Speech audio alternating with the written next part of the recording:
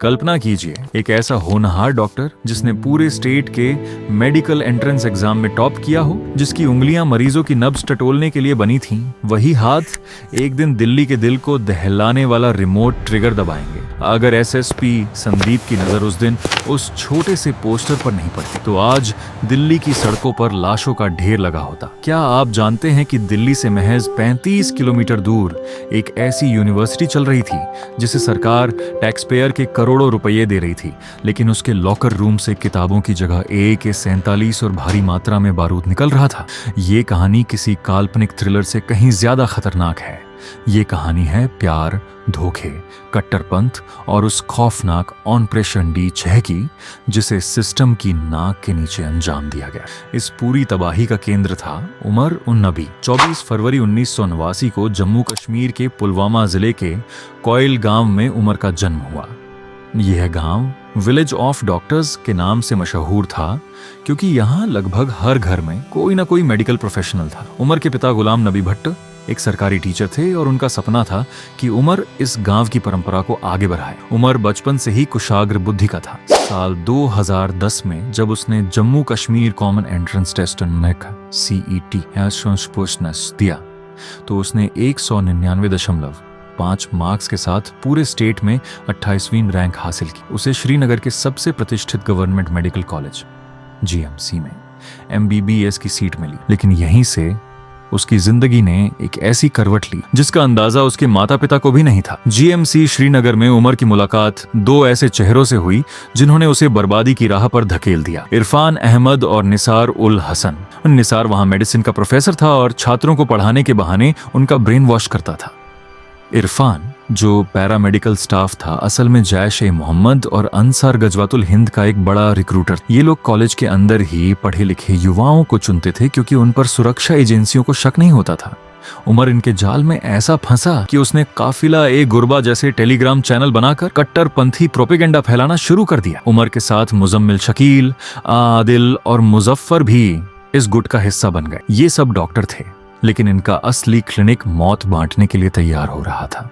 दिसंबर 2021 में उमर, मुजम्मिल और मुजफ्फर कश्मीर छोड़कर फरीदाबाद की अल-फलाह यूनिवर्सिटी पहुंचते हैं। इस यूनिवर्सिटी का इतिहास खुद एक बहुत बड़ा स्कैम था। इसके फाउंडर जावेद सिद्दीकी ने करोड़ों का चिट फंड स्कैम किया था और वो तिहाड़ जेल जा चुका था। यूनिवर्सिटी के पास जरूरी सेक्शन 12B का स्टेटस नहीं था, फिर भी सरकार इसे माइनॉरिटी स्टेटस के नाम पर करोड़ों की फंडिंग दे रही थी। इसी कॉलेज की बिल्डिंग नंबर 17 को इन डॉक्टरों ने अपना कमांड सेंटर बना लिया। यहाँ उमर और मुजफ्फर को सीनियर रेजिडेंट के तौर पर बिना किसी NOC के नौकरी दे दी गई। इसी दौरान वहां शाहीन सईद की एंट्री हुई, जो लखनऊ की एक पूर्व सरकारी डॉक्टर थी और जो कट्टरपंथ की दुनिया में मैडम एक्स के नाम से जानी जाती थी। मार्च 2022 में उमर और मुजम्मिल टर्की गए। वहां उन्होंने उकासा नाम के एक हैंडलर से आतंकी ट्रेनिंग ली। उन्हें सिखाया गया कि कैसे फर्टिलाइजर का इस्तेमाल करके हाई इंटेंसिटी बम बनाए जाते हैं और कैसे ड्रोन के जरिए हमला किया जाता है। वापस आकर उन्होंने ऑपरेशन D6 फाइनल किया। इनका प्लान था 32 कार बमों के जरिए दिल्ली और आसपास के शहरों में सीरियल ब्लास्ट करना।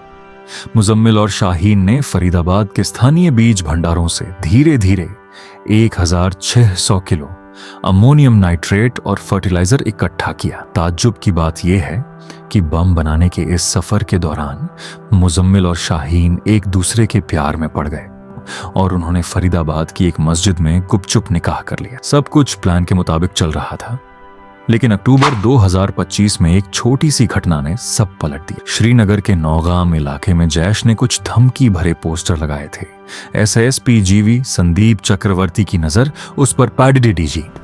उन्होंने इसे मामूली पोस्टर समझकर नहीं छोड़ा, बल्कि केस दर्ज कर CCTV खंगालना शुरू किया। वहां से 3 स्थानीय लड़के पकड़े गए, जिनके तार इरफान से जुड़े थे। इरफान की गिरफ्तारी के बाद जब उसका लैपटॉप और फोन चेक हुआ, तो फरीदाबाद की अल-फलाह यूनिवर्सिटी का सारा काला चिट्ठा सामने आ गया। पुलिस को पता चला कि सफेद कोट पहनने वाले ये डॉक्टर असल में कफन तैयार कर रहे थे। उमर को जब भनक लगी कि इरफान पकड़ा गया है तो वो भागकर नूह मेवात आ गया। वहां उसने एक आंगनवाड़ी वर्कर के घर में 10/14 का एक छोटा सा कमरा किराए पर लिया। उमर अगले 9 दिनों तक उसी कमरे में बंद रहा। वो इतना डरा हुआ था कि पकड़े जाने के डर से उसने कमरे की चौखट तक पार नहीं की। वो उसी कमरे की दीवारों पर टॉयलेट करता था और गंदगी को प्लास्टिक बैग्स में भरता था। उधर पुलिस ने आदिल को सहारनपुर के अस्पताल से गिरफ्तार कर लिया। आदिल ने टूटते ही उन गुप्त कमरों का पता बता दिया जहां 350 किलो तैयार विस्फोटक और हथियार रखे थे।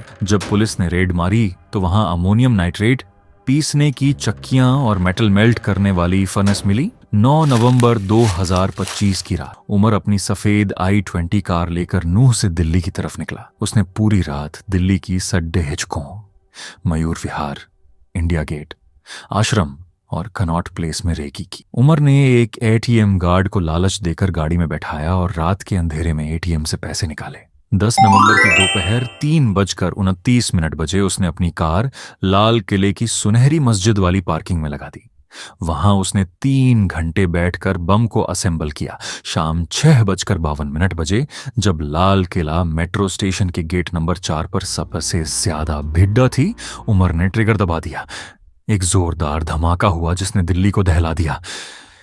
इस हमले में 15 बेगुनाह लोग मारे गए और 20 से ज्यादा घायल हो गए। धमाके के अगले ही दिन शाहीन को लखनऊ से गिरफ्तार कर लिया गया, जो दुबई भागने की फिराक में थी।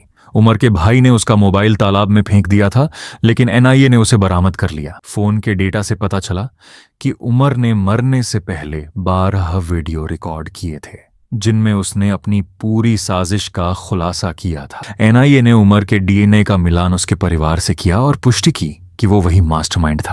अल्फला यूनिवर्सिटी के चेयरमैन जावेद सिद्दीकी को भी गिरफ्तार कर जेल भेज दिया गया। हैरानी की बात यह है कि ये लोग डॉक्टर थे, मुजम्मिल और उमर जैसे लोग पढ़ाई में टॉपर्स थे, लेकिन उनकी काबिलियत का इस्तेमाल देश को घाव देने के लिए किया गया। आज भी अल्फला यूनिवर्सिटी और इस ब्लास्ट की चर्चाओं को दबाने की कोशिश की जाती है, लेकिन 15 परिवारों की चीखें आज भी गूंजती हैं। ऑपरेशन सिंदूर भले ही जारी हो, लेकिन उमर उन नबी जैसे शिक्षित आतंकियों का हमारे बीच होना सबसे बद्दा खतरा है। ये कहानी हमें सिखाती है कि खतरा सिर्फ अनपढ़ उग्रवादियों से नहीं, बल्कि हमारे सिस्टम की खामियों के साये में पल रहे इन व्हाइट कॉलर आतंकियों से भी है। सतर्क रहें, क्योंकि एक छोटी सी अनदेखी की कीमत बहुत भारी हो सकती है।